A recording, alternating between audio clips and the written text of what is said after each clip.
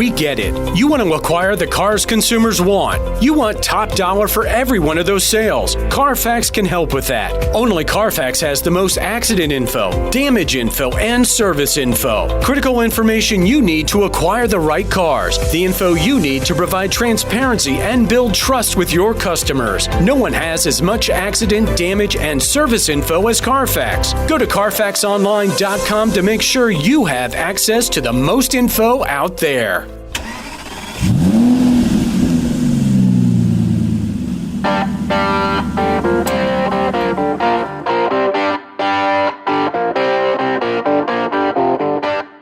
Welcome to Used Car News Podcast. Used Car News is your top source for fast and reliable news that car dealers can rely on for this evolving industry. Here are this month's top stories. IARA's new leader preps for roundtable.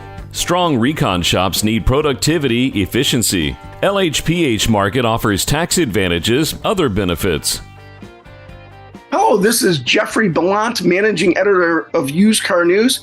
And this is the Used Car News Podcast. We've got a treat today. We've got Penny Wana. And if you've been involved in the auction industry, you know who she is. She's Vice President of Administration for TPC Management. And you know that through Pierre Pons. That's a familiar name. And of course, she's also President of Auction Academy. And we had talked a little bit before the podcast about how Auction Academy was a dream 11 years ago. And now here we are. Penny, welcome. Thank you so much for having me. Super honored to be asked. I'm always excited to talk about Auction Academy. So let's do it. Okay, good. Tell us a little bit about how you got into TPC and Auction Academy. Well, my auction story starts about, I'm coming up on 20 years now. Pierre and Pauline Pons are co-founders of TPC Management Company, and Pauline is my sister. And so as their company started to really take off and get its footing, they started to grow, and they really needed somebody that they could depend on, count on, trust. And a moment in my life where I was ready for a change, quite a significant change coming from St. Paul, Minnesota, of course, to Nashville, Tennessee, where their corporate headquarters are. So my husband, Giles, and I, we were like, let's do it. We jumped in.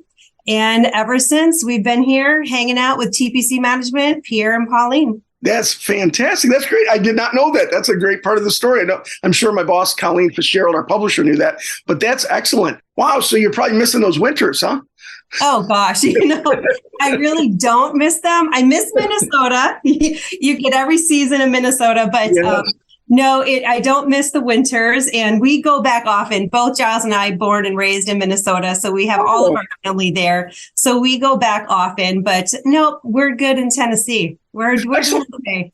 And you mentioned your husband. He's ubiquitous with you wherever these shows are. What does he do? What's his role? So he works for Auction Academy and TPC Management as well. He works as the Vice President of Client Services for TPC Management Company.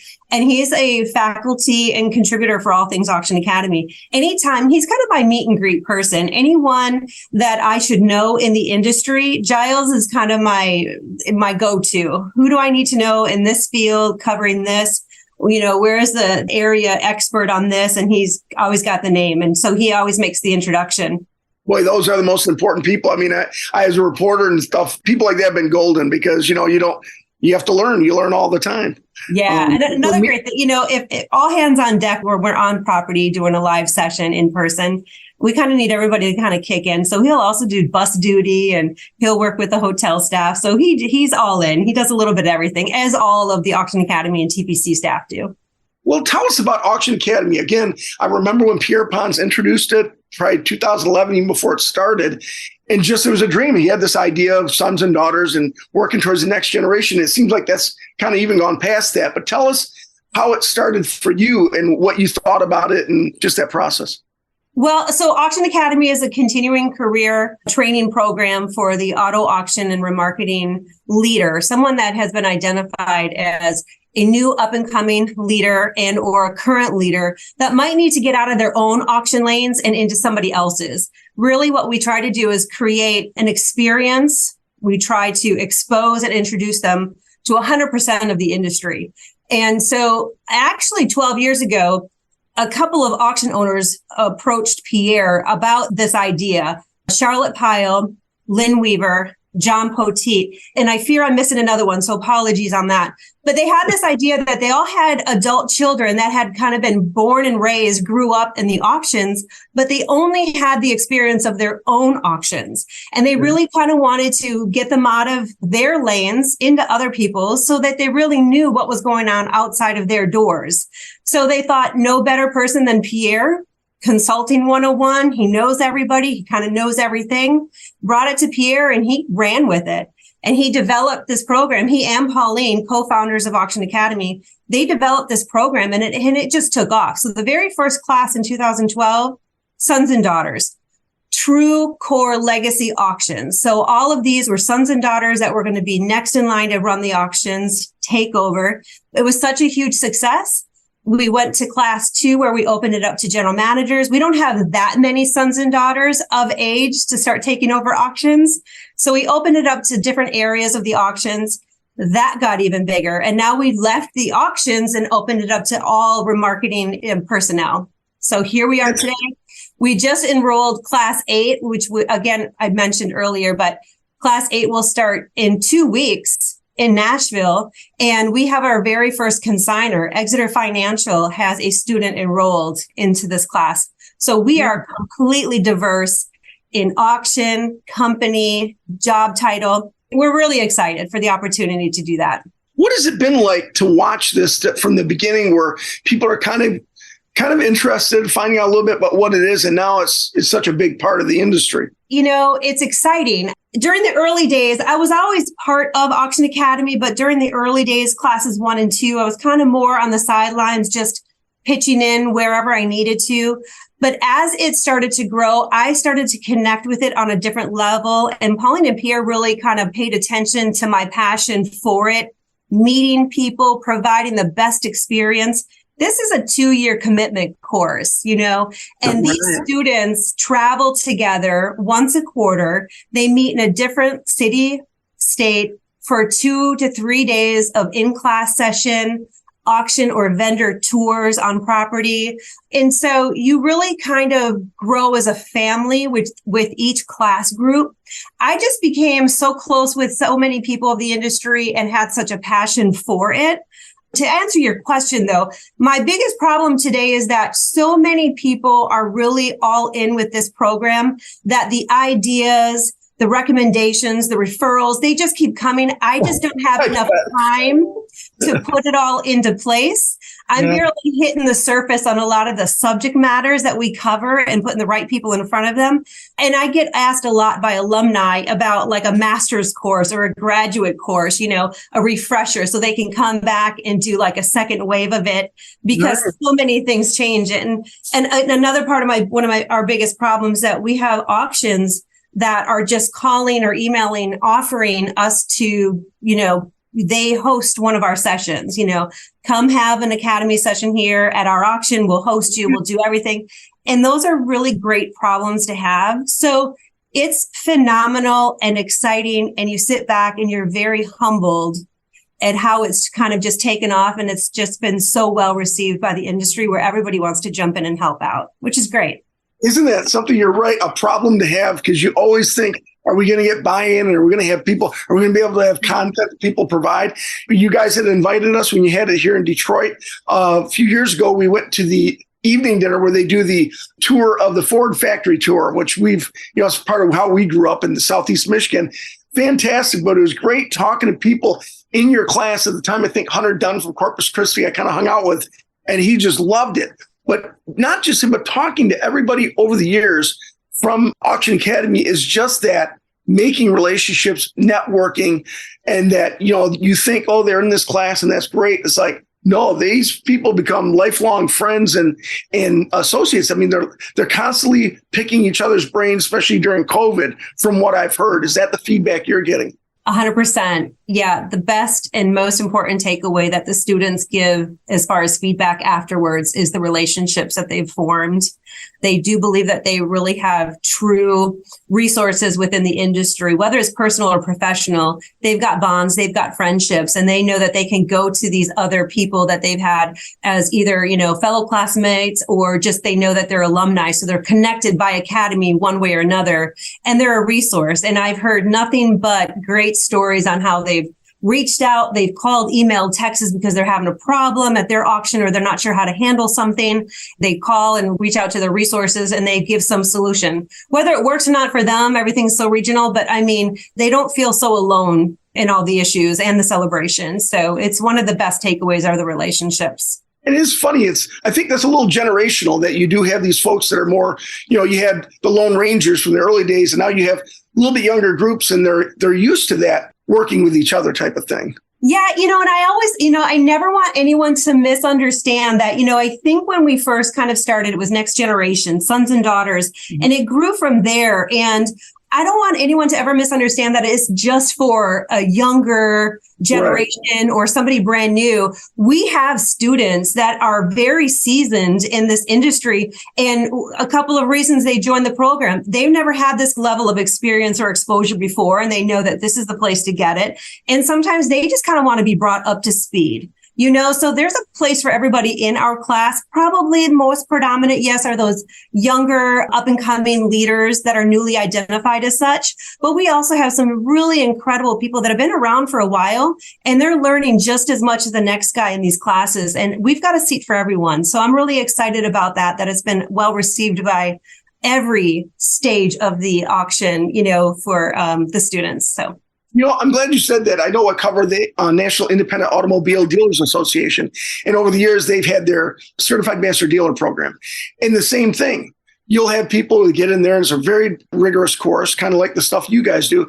And then you find out dealers have been around a while. At the beginning, it was like, yeah, I don't need that. And then they get into it, and it's like, wow, this is challenging. And then you find out the dealers who've been around a while get the most out of it. I think for the reason you mentioned that their experiences to where they've been, and now you have all this other stuff coming in that I think kind of helps. Iron sharpens iron and all that type of thing. I agree. 100%. Yeah. And I got to say, the other thing I remember this past year, we were in Detroit. I hadn't done it last time, but I actually sat in on the day of the presentations.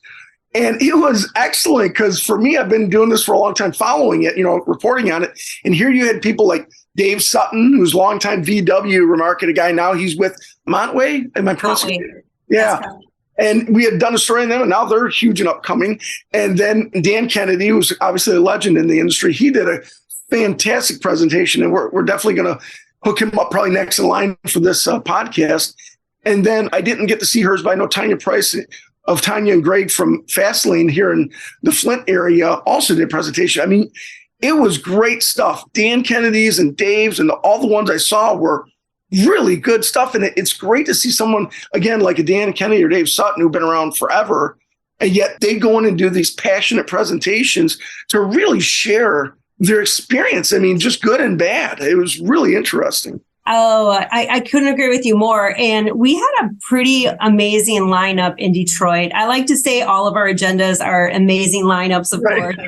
But what we really try to do is pull from our local resources. There are some repeat locations that we always take a class to no matter what. And then we've got some new locations. We always try to make it a little bit more exciting and fresh. We never want to go stale.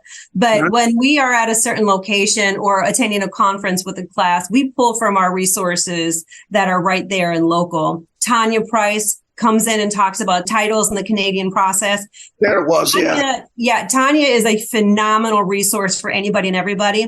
This is also one of the things when somebody comes and presents to an Auction Academy group, they either give their business card or, they let the students screenshot their contact info. They become a direct resource to the students, which is invaluable to the students. It really is, especially some of those heavy hitters we get in front of them, which is a great thing. But then we also, talking about Dave Sutton, Dave Sutton has, he came in and he talked about transportation specifically with Montway, but then also he and Auction Edge, Mark Phillips, were able to connect because of their partnership with the Edge Project and Montway. So the transportation piece and the initiative that they're working on, we were able to seamlessly go from Montway to Edge and see how those kind of talk to each other. But, Dave Sutton, I've always looked up to him. He has had such a significant role in the industry when it comes to how he volunteers his time and efforts and skills, right? So my relationship outside of TPC and Academy really was solidified with Dave through IARA and the car certification.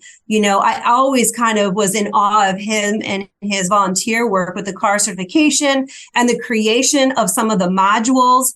And so I worked closely with him, and over the last couple of years in my capacity for IARA.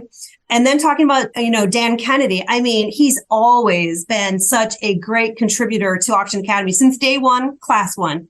Dan has come in and always presented on whatever subject matter we needed him to because he has a wealth of knowledge. He covers every area. He did Remarketing 101 in Detroit because we were at the car conference and I am co-chair of the education committee for IARA. And IARA was looking for some more presentations on education. Dan approached me afterwards and said, hey, I can do Remarketing 101. This is what I did back in my GM days where I would present Remarketing 101 to 600 GM employees. I can polish that presentation off, bring it current, and deliver that.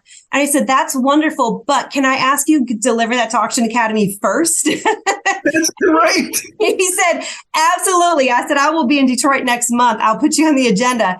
And he came and he killed it. And it was wonderful. And now he'll deliver the same presentation during the IARA Summer Roundtable in a couple of weeks in Chicago. So I'm really excited. He mentioned that he was going to do that. He said the same thing. It was that Auction Academy was his kind of warm up, and he really enjoyed it. And what's funny is, like you said, it's the generosity of these folks that they really enjoyed. It's not just you're not dragging them in. They want to provide this information. I was thinking about when I started covering this industry when I knew nothing. I'm listening to Dan Kennedy and said, gosh, why couldn't I have heard this presentation like my first week on the job? It would have made my job so much easier. It was really good. And then, of course, Dave Sutton, like Dan Kennedy, Dave Sutton's probably, you're right. I know his name because of IARA, the car conference, where you're right. He's always doing a presentation because he's volunteering all over the place. And he's got to be the nicest guy in the world. He comes across just the nicest guy in the world. Can't agree with you more. And how do you not look up to somebody like that and want to kind of mirror your career after that? Yes. Whenever I've got a few spare minutes, I want to volunteer. I want to do what I can do and give back to an industry and a community that's been nothing but giving to me. So fantastic. And you mentioned IARA. For people listening who are not familiar with that acronym, it's the International Automotive Remarketers Alliance. And I'm glad, Penny, you brought this up. Their IARA is having a summer roundtable in August, but they also do at the spring conference with NAAA, the Conference of Automotive Remarketing. And during that conference, you did a presentation on education and compliance. It was chock full, as we were talking earlier before the podcast. Tell people what they were missing or what the IARA you're doing there. Well, yes, I volunteer as much time as I can possibly give to IARA. I co-chair the Education and Compliance Committee. I am co-chair also of the subcommittee for car certification. And car certification and ACT, which is the audit and compliance training, is 2 years new for IARA. So during that presentation, I really kind of spoke to the benefits and the reasons and the resources that both of those certifications would provide you for car certification and ACT. Both of those certifications have become part of the Auction Academy curriculum. So as new students enroll, if they're not already certified in either, that's part of the curriculum. You have to become certified. Car certification is 20 modules and it's remarketing certification. It just really kind of streamlines and unifies everybody, no matter what area of this industry you are working. If you are car certified, you know what everybody's doing. You can talk the same language and it fills a lot of holes if you don't know what somebody else is in charge of or what their guidelines and best practices are. It really brings you up to speed. It just really well rounds you out as a leader in the remarketing industry. And then for ACT, audit and compliance training. Like I mentioned, 2 years brand new, and they've already got 132 people in the industry that are ACT certified. But Wow. ACT, it's compliance, and it's an obligation of us all. Each of us has a responsibility to be compliant. Day-to-day businesses, whether it's legal reasons or customer obligations to keep an account, or lose an account, or just everyday self-business reasons. The ACT certification kind of gives you a framework on how to become and stay compliant in your day-to-day business practices. We get a lot of feedback being on this committee that a lot of companies have already implemented this as an onboarding certification for new employees. It's an annual certification because changes happen constantly in this field. And so every year or so it becomes, not only is it an onboarding for new employees, but at renewal time, when you're, due to recertify, you go in and do that. I mean, that's one of the things that I tried to impress at that panel was you're members of these associations. You have these resources that are included with your memberships, whether it's free at no cost or at a very discounted rate. The work is there for you. The work is there for you to take advantage of the resources your associations provide you so that you can handle your day-to-day auction life, remarketing life. Let the associations do the work for you. It's there. Use it. So that's what we tried to impress at that panel. And I feel like it was a big success. Absolutely. And you read my mind, because that was what my follow-up was. I thought that jumped out at me, that people are going to use it as onboarding, as kind of a requirement to get involved or to be part of that job. And we all know, we cover it all the time, whether it's FTC or CFPB or whatever. There's so much on compliance attorney generals at every level of the government. And now it's funny, now you would have had to twist people's arms 5-6 years ago. Now here you present a program, people say, I want to be part of it. And the bosses say, I want my people part of it. Exactly. And this is not a very intimidating certification. It's 5 modules long. So you have 5 modules of reading material, and then you have 5 corresponding tests. This is not set up to fail somebody. Quite the opposite. This is really kind of set up to put you on the right path and kind of bring the obligation of compliance down to a human level. It's not that intimidating. It's very much doable. We all need to adhere to it. And this is a framework to kind of show you how you can do that. And same with NAAA and Safety SAM and Privacy PAM. All of those certifications are part of the Auction Academy curriculum for a couple reasons. I also want, as auctions call us and say, hey, come and have an auction tour here at our facility, or I call them and say, hey, we're going to be in your neighborhood. Can we tour your auction? I always follow up with, our class is 100% Safety SAM certified. NAAA regulations, we all know how to be safe in the lane. So we are not going to be a liability as we walk around and you show us all your space. And so what I do there is I want to make sure that we're all on the same page with compliance, with data security, with safety, and the industry as a general. And that's a way for me to introduce and expose the students to all these resources that are in the industry so that they can bring them back to their offices, auctions, or companies and implement them for their team where they best see fit. That's great. That's excellent. And I always found that when you do things like that, when you have compliance, anything that tells, whether it be the government or the industry, hey, we're doing these things to follow the rules and to do the right by consumers and do right by our employees, nothing makes you bulletproof from getting in trouble, but it does show the powers that be that it's important to us and we're trying to prevent things to happen. And it kind of makes them look at other people in another direction where they're not doing those things, It really does show a level of effort. Yeah, I agree. Yeah. There was a guy that Terry from Reynolds and Reynolds always says it's better to do something poorly than nothing. I forget the exact phrase, but basically what he meant was doing something, even if it's not perfect, is showing that you're trying to do the right thing, and it's a message it sends to others. There it is. Absolutely. It should be on a t-shirt. Okay. So obviously you have tons of free time, but boy, I tell you what, you really covered a lot. So in closing, I want you to kind of go through and let people know, not just through TPC management, obviously what they do, what opportunities they might have through Auction Academy, make your pitch even for volunteers? I know you got plenty of people already. And then also a little bit on what the IARA offering. I know you went through it, but kind of bullet point it for people listening, if you could. Okay, so let's unpack that a little bit. For the last question that you asked for IARA, car certification, is a 20 module course that you can become certified automotive remarketer. It's got modules on every area to include transportation, marketing, human resources, titles, fleet lease. I'm kind of running through and It's 20. It's everything, right? It's 20. It literally captures every angle of the industry. And this is a certification that you need to recertify every 3 years. After your initial certification, you recertify 3 more times, you become lifetime certified. I think we have 21 lifetime certifications right now, which, toot my own horn, Giles Wana is one of them. All right. I'm not there yet, but Giles achieved lifetime certification last February. Nice. And it's a great success. Dave Sutton, who we were talking about earlier, lifetime certified. We have a number of people. We have about 360 that are car certified right now, and the number continues to grow. ACT, like I had mentioned, we have 132 already certified for audit and compliance. And that is a brand new certification, again, 2 years old. That's fast, yeah. Yeah, a couple of opportunities with IARA.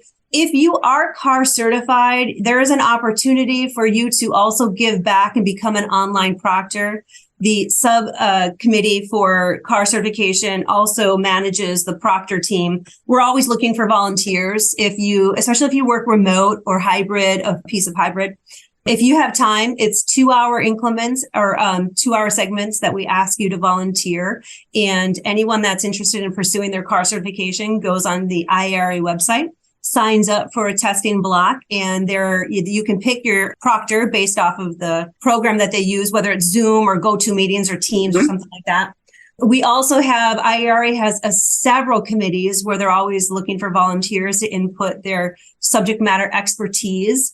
Please, if you ever want to sign up for either, jump right in. Nikki Wagner with IARA is a great resource. She can kind of put you in the right spot. Auction Academy, we are graduating our 7th class, which is our largest class to date with 30 students. And we've already enrolled class 8. And class 8 will start, like I said, in a couple of weeks in Nashville, August 17, 18, and 19. We're excited. We have 30 students in that class as well. We kind of had to cut it off, quality over quantity.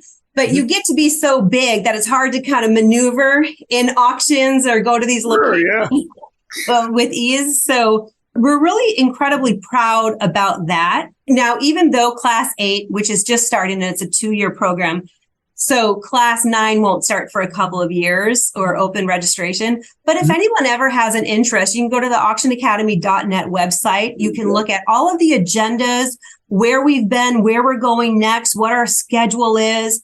We've got yearbook pages for all 7 of the classes to date and an introducing of class 8 yearbook page that's posted on the website. We've got all of our past presenters that are listed, all of our sponsors that have really carried us through the last 10 years posted on our website. Nice. But back to the schedule, if there's ever a session location or date range that works with somebody's schedule, and they're interested to kind of just hang out and attend as a guest student or an observer just to see what we're really about in real time on property, we welcome it. Just let me know. We'll add you to our head count, let you know where we're going, what we're doing, and really kind of bring you in to see what we're doing. Fantastic. And do you know off the top of your head how many, not with the new class just starting in 2 weeks, but through the classes graduating, do you know how many members or graduates you've had or you will have? How many alumni? So up until class 7, I had 132 graduates. Once class 7 graduates, I'll have 162. Wow. And then now that we're starting class 8 with 30 also, you can do the math, 192. Going near 200, yeah. Yeah, we're really proud of that number. And, another thing is just our sponsors that have really carried us through since the very beginning, whether they've come and gone or been with us since the beginning and stuck it out. We have sponsors that are, they really do believe in the program. And whatever it is that they're sponsoring or donating, whether it's financial or academic or, opening their doors for us to come and walk through. And it's great to have all of these resources at our disposal and just the commitments and partnerships throughout. It's pretty phenomenal. Well, I tell you what, listeners, you're getting so much here for this time. So many opportunities, not just to learn, but to volunteer and to network and just information that's going to help you in your business. And so I think this is fantastic, Penny. Is there anything that I haven't asked you about that you wanted to mention? Well, you put me on the spot. Everything. No, okay. I think I really just like to impress that, our door is open. We try to be as neutral as we can within the industry. We have select sponsors, but academically wise, we try to get as many people from a little bit of everywhere in front of these class groups. If I've missed a hole, and I've always asked the students after every session for every class, we always send a survey. Fill this survey out. You are dedicating your time. You are dedicating, your money. Let's make it count. And if I miss the mark anywhere, that's fine.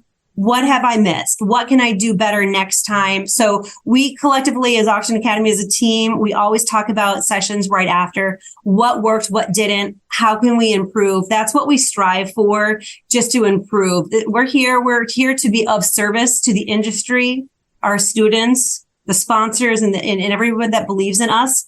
And we're not going to sleep on that. We're definitely going to rise to the occasion. So we are definitely an open door. Anyone can come and hang out, go to the website, let us know if there's a day or location that you want to sit in on. We also have, maybe that's what I need to miss. You had mentioned COVID, and we were in the middle of class 6 when COVID hit. And we really wanted to keep education at the forefront. And we thought it was really important to keep the students connected, not only industry and academic wise, but just morale, kind of keep us all connected on a human level during such a crazy time. So we came up with virtual classroom, where we met once a month for an hour and a half.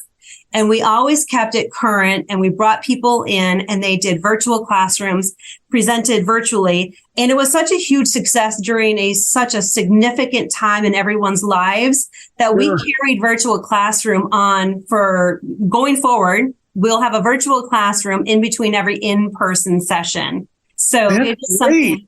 Isn't that great? Yeah, because, in-person sessions are once a quarter, and depending on where that lands in a quarter, there may be a month or 2.5 months between sessions. So we put a virtual classroom in between each to kind of keep us all connected. And virtual classrooms are scheduled in real time because we want to keep the topics current. What's trending? What's need to know? We've got a virtual classroom coming up. We've had some pretty significant moves in the industry recently with Paul Lips, Executive Director of NAAA, Mark Coleman, newly Executive Director for IARA.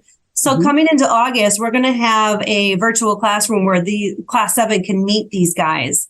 And so that's a really great opportunity that some might not otherwise have.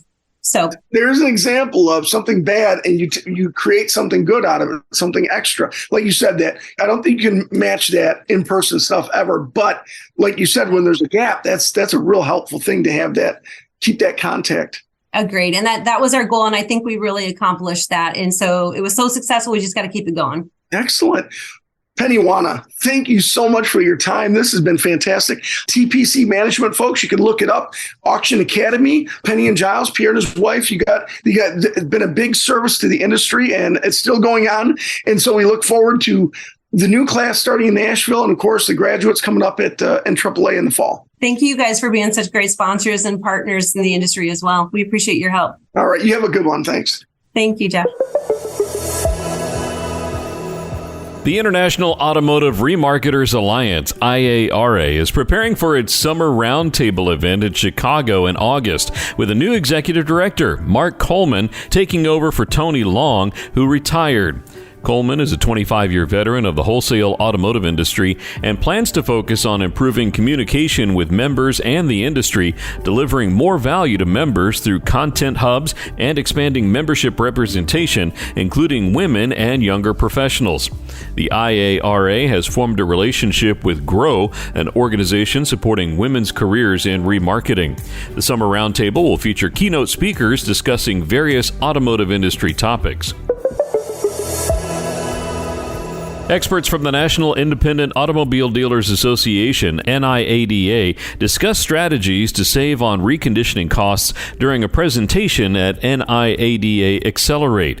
The focus was on balancing time and cost in the reconditioning cost equation and reviewing key performance indicators in service departments to improve workflow and efficiency. The discussion highlighted the importance of understanding the difference between servicing outside customers and reconditioning for buy here, pay here businesses. Efficiency and productivity are critical factors, and leadership plays a crucial role in achieving success. The presentation emphasized the need for effective communication and proper inventory tracking tools to enhance efficiency in the recon process.